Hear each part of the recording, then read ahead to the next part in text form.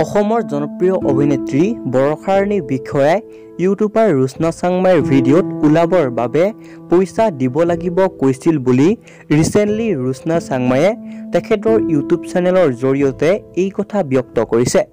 কিন্তু জনপ্ৰিয় অভিনেত্ৰী বৰষাৰাণীৰ বিষয়ে যোৱাকালি তেখেতৰ অফিচিয়েল ইউটিউব চেনেলৰ জৰিয়তে এটা লাইভ আহিছিল আৰু তেতিয়াই বৰষাৰাণীৰ বিষয়ে সেই সময়ত ধেমালিতেহে তেনেকৈ কৈছিল বুলি স্পষ্টীকৰণ আগবঢ়াইছে।